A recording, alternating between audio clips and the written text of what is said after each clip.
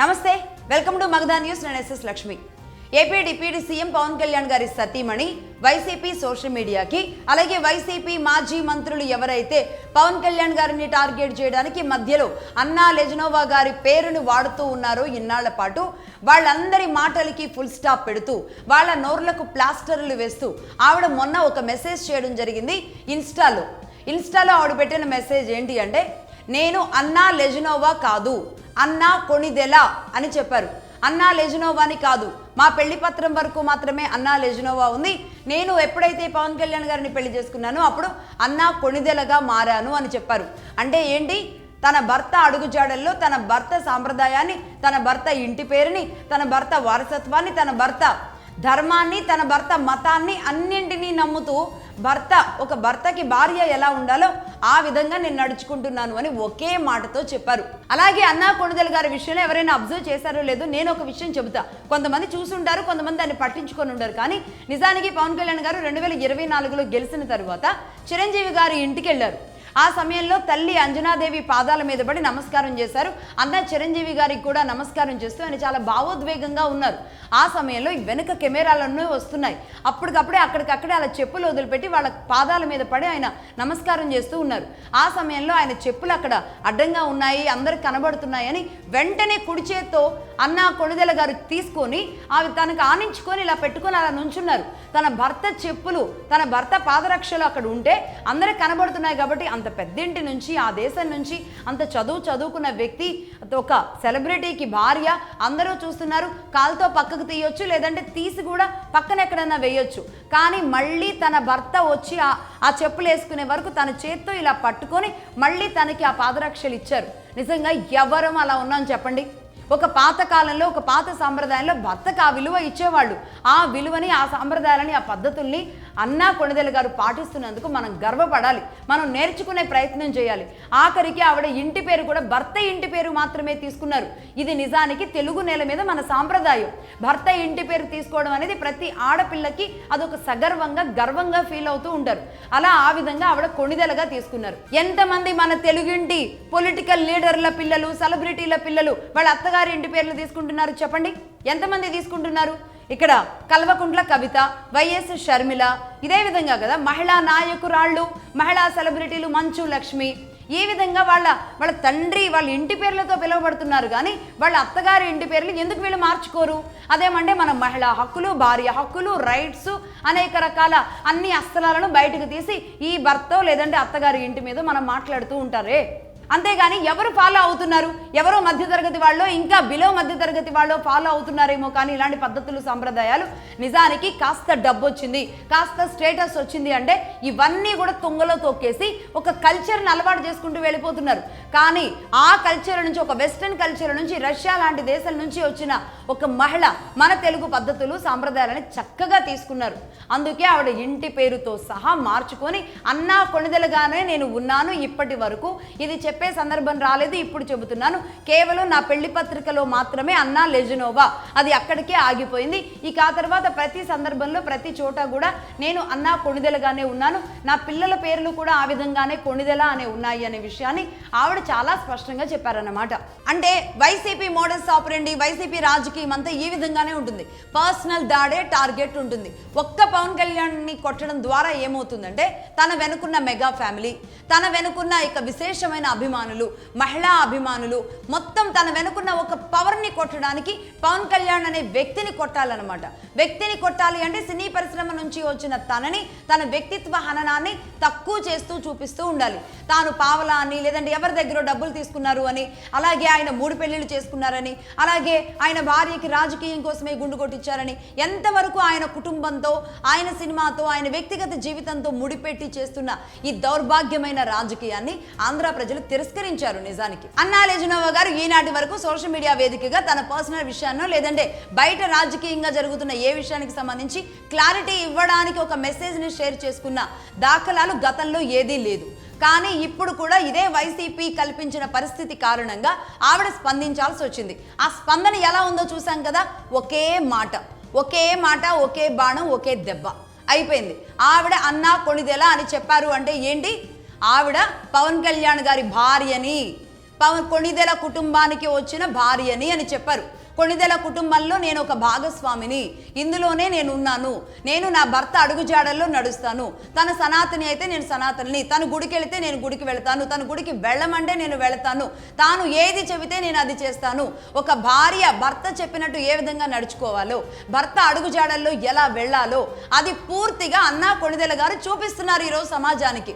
ఇప్పుడు వైసీపీ బాధ ఏంటి, వైసీపీ నాయకుల బాధ ఏంటి, సోషల్ మీడియా బాధ ఏంటి అర్థం కాదు. అంటే ఆవిడ భర్త మాట వింటుంది అనే బాధ వీళ్ళకెందుకు నాకు అర్థం కాదు. వీళ్ళ భార్యలు ఏమైనా వీళ్ళ మాట వినడం లేదా? వినేలాగా చేసుకోవాలి కదా. అలాగే మీ దారిలో, మీరు చూపించిన దారిలో మీ భార్యలు కూడా నడిచే విధంగా మీ ప్రవర్తన మీరు అలా మలుచుకోవడం ఉండాలి. కానీ పక్కన వాళ్ళ భార్యలకు బడి ఏడవడం ఎందుకు? అంటే ఆవిడ పూజలు చేస్తుంది, ఆవిడ మెట్లు ఎక్కుతుంది, ఆవిడ గుండు కొట్టించుకుంది, మరి నా భార్య నా కోసం చేయడం లేదు అనే బాధ ఏదన్నా ఉంటే అది మీరు కూర్చొని లోపల మాట్లాడుకోవాలి. కానీ దీనిని వేదికల మీదకి తీసుకొచ్చి దాన్ని రాజకీయంగా తీసుకొచ్చి సోషల్ మీడియాకు తీసుకొచ్చి ఆయన్ని కొట్టడం కోసం ఆయన భార్య చేసే కార్యక్రమాలని మాట్లాడితే ఏమవుతుంది? నవ్వుల పాలు అవుతారు. ఎవరవుతారు? అదే అవుతుంది. అదే ఎదురింటి మంగళగౌరి వేసుకున్న గొలుసు చూడు అనే పాటలు ఏవో ఉంటాయి చూడండి. అట్లా మీరు ఆ పక్కింటి ఆయన గారి భార్య చూడు ఎన్ని పూజలు చేస్తుందో అని మాట్లాడుతున్నట్టు ఉంటుందన్నమాట. నిజానికి ఎవరి నమ్మకాలు వాళ్ళవి, ఎవరి పూజలు వాళ్ళవి, ఎవరి పద్ధతులు ఎవరి సాంప్రదాయాలు వాళ్ళవి. ఇదే వైసీపీ సోషల్ మీడియా గతంలో కూడా ఆయన 3 పెళ్లిళ్ల విషయాన్ని రాజకీయంగా ప్రధాన అస్త్రంగా చేసి వాడుకోవాలనుకుంది మన 2024 అప్పుడు. ఈ 3 పెళ్లిళ్ళు అని మంత్రుల దగ్గర నుంచి సోషల్ మీడియా దగ్గర నుంచి ఆఖరికి జగన్మోహన్ రెడ్డి గారు ముఖ్యమంత్రిగా ఉన్న పదవిలో ఆ సభల్లో సహా 3 పెళ్లిళ్ళని ఏ విధంగా మాట్లాడారో డేట్లతో సహా మగధా న్యూస్లో నేనే చూపించాను కదా. అయినా సరే ఏపీ ప్రజలు, ముఖ్యంగా ఏపీ మహిళలు నమ్మలేదు దీన్ని. అసలు ఈ 3 పెళ్లిళ్ళ విషయంలో ఎందుకు ఈ మహిళలు నమ్మలేదు అనేది ఈనాటికి కూడా ఈ వైసీపీ వాళ్ళకి ఇంకా ఆ బుర్రకి ఆలోచనలు తట్టలేదు. అంటే నాకేం అర్థం కావట్లేదు. ఎందుకు నమ్మలేదు అంటే అవతలు ఉన్న 3 కూడా మహిళలే, వాళ్ళకి ఇష్టమయ్యే పెళ్లి చేసుకున్నారు, ఆ తర్వాత ఇష్టం లేక విడిపోయారు. అది ఇద్దరికీ ఇష్టమయ్యి పెళ్లి చేసుకున్నారు, ఇద్దరికీ ఇష్టం లేక విడిపోయారు, లీగల్గా వెళ్ళారు. ఈ చిన్న లాజిక్ని, ఈ చిన్న చట్టాలని, ఈ చిన్న మనసుకు సంబంధించిన విషయాలను కూడా పెద్ద రాజకీయం చేద్దాం అనుకున్నది వైసీపీ అని మహిళలు గుర్తించారు. కాబట్టి పవన్ కళ్యాణ్ గారి విషయంలో మహిళలకు ఒక క్లారిటీ ఉంది, ముఖ్యంగా ఆంధ్రప్రదేశ్ మహిళలకు ఒక క్లారిటీ ఉంది.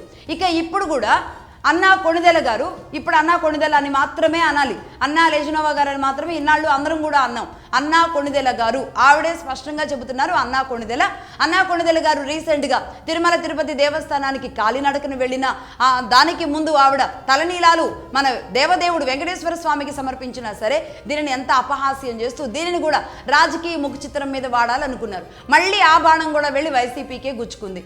ఒక మహిళ ఎక్కడో రష్యా దేశం నుంచి వచ్చి ఇంత మనస్ఫూర్తిగా మన దైవాన్ని, మన ఆంధ్రప్రదేశ్లోని మన తిరుమల తిరుపతి వెంకటేశ్వర స్వామిని ఎన్ని కోట్ల మంది ప్రతిరోజు, ప్రతి నెల, ప్రతి ఏడాది వస్తూ ఉంటారు. అందులో ఒక భక్తురాలు ఆవిడ కూడా. ఆ భక్తురాలని మాత్రమే టార్గెట్ చేస్తున్న విధానం ఉంది చూడండి. భక్తులు బాధపడ్డారు అక్కడ. ఈ విధంగా వైసీపీ పవన్ కళ్యాణ్ గారికి ఏ హాని చేయాలనుకుంటే, ఎవరి ద్వారా హాని చేయాలనుకుంటే అదే వాళ్ళకి తిరిగి కొడుతుంది అని చెప్పడానికి ఇదే పెద్ద నిదర్శనం.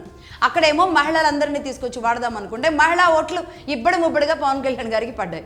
అదేవిధంగా ఇక్కడ అన్నా కొణిదెల గారు తిరుమల తిరుపతి దేవస్థానానికి వెళ్ళిన దాన్ని అపహాస్యం చేస్తుంటే అది కూడా భక్తుల మనోభావాలు దెబ్బతిని అది కూడా రివర్స్ అయింది. సో మొత్తానికి అర్థమైంది కదా, వీళ్ళు ఏం చేద్దాం అనుకుని అది బూమ్రాంగే అవుతుంది. అందుకే అంటారు చెడపకురా చెడేవు అని.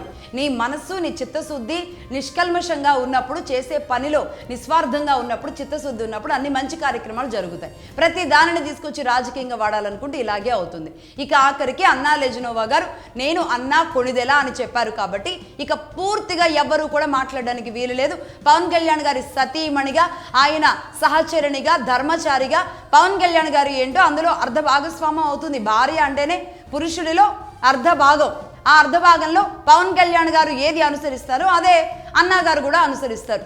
అర్థమైంది కదా, ఇక నుంచి మాట్లాడడానికి వీల్లేదు. అలాగే ఆ మధ్య అన్నా లెజినోవా గారి విషయంలో కూడా ఇలాగే వైసీపీ ఇష్టం వచ్చినట్టు మాట్లాడుతున్న సమయంలో అన్నా లెజినోవా గారు ఒక రష్యా ఆడబిడ్డగా, ఆడపడుచుగా అక్కడ చదువుకొని ఏషియన్ స్టడీస్ చేసి భారతదేశం మీద ప్రేమతో, అది కూడా మన తెలుగు వ్యక్తిని పెళ్లి చేసుకొని మన తెలుగు సాంప్రదాయాలని ఏ విధంగా పాటిస్తున్నారు అనే దాని మీద మేము ఒక ఎపిసోడ్ చేయడం జరిగింది.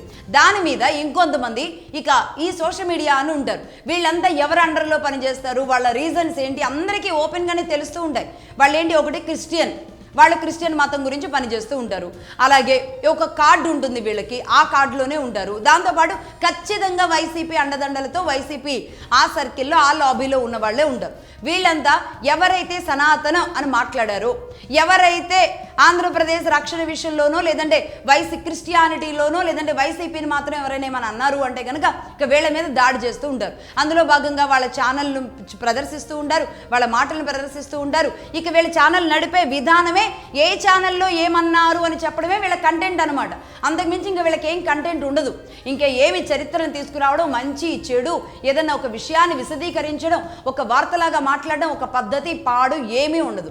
నిజానికి నేను ఈనాటి వరకు ఏ ట్రోలర్ల పేర్లు కూడా మాట్లాడలేదు, ఏ ఛానళ్ళ పేర్లు కూడా ప్రస్తావించలేదు. వీళ్ళ దాడులు ఏ విధంగా ఉంటాయి అంటే ఎవరి ఛానల్లో ఏం మాట్లాడారో మేము దాన్ని తిట్టాలి అని చెప్పి అలాంటి ఒక బ్యాచ్ ఏదో మాట్లాడుతూ మరి నువ్వు గుండు చేయించుకోవచ్చు కదా అని నన్ను అడుగుతున్నారు. ఎస్, చేసుకోవాలి అని మేము అనుకుంటే మేము ఖచ్చితంగా గుండు చేసుకుంటాం. మా దేవుడికి గుండు తలనీలాలు సమర్పించి మేము దేవుడికి సమర్పిస్తామా? లేదంటే సనాతనాన్ని కాపాడుకుంటూ గళం విప్పడానికి ధైర్యంగా ఈ విధంగా కూర్చొని మేము నిలబడతామా? ఏదైనా సరే మా రూపాల్లో మేము మా కార్యక్రమాలు చేసుకుంటాం. మేము ఏ పూజ చేస్తాం, ఏ భగవంతుడికి పూజ చేస్తాం, ఎప్పుడు తలనీలాలు ఇస్తాం, అవన్నీ వీళ్ళకి చెప్పాలా? ఏం మాట్లాడతారు? తల తోక లేని, అసలు చదువు జ్ఞానం లేని ఇలాంటి వాళ్ళందరూ కూడా వచ్చి ఛానల్లో ఏం మాట్లాడారో అది తీసుకొచ్చి మాట్లాడడమే వీళ్ళ కంటెంట్గా పెట్టుకున్నారు. నేను చెబుతున్నాను, నిజంగా ఏ ఆడపిల్లలైనా సరే 18-19 సంవత్సరాల వయసులో పెరిగిన అంత బారు పెరిగిన జడని ఎవరైనా సరే భగవంతుడికి సమర్పించే వాళ్ళు ఎవరైనా ఉంటారా? అది నేను చేశాను. అది నేను వెంకటేశ్వర స్వామికే నేను సమర్పించాను. నేను తెలిసిన అందరికీ తెలుసు, 18-19 సంవత్సరాల వయసులోనే నా తలనీలాలు ఆ భగవంతుడికి నేను సమర్పించాను. ఆ విషయం నేను మీకు చెప్పాల్సిన అవసరం కూడా లేదు నిజానికి. కానీ ఇంత దుర్మార్గంగా ప్రతి విషయాన్ని ఛానళ్ళ కంటెంట్నే తీసుకొని కంటెంట్ జనరేట్ చేస్తున్న వాళ్ళని మరి వాళ్ళని జర్నలిస్టులు అనాలా, పనికిమాలినోళ్ళు అనాలా? ఆలోచించుకోండి. సో ఎనీవే, ఈ సందర్భం వచ్చింది కాబట్టి నేను ఇది కూడా చెప్పాల్సి వస్తుంది. కానీ ఇక అసలు విషయానికి వెళితే అన్నా లెజునోవా కాదు, అన్నా కొణిదెల. ఎవరు మాట్లాడినా అన్నా కొణిదెలగానే మాట్లాడాలి. That's all for now.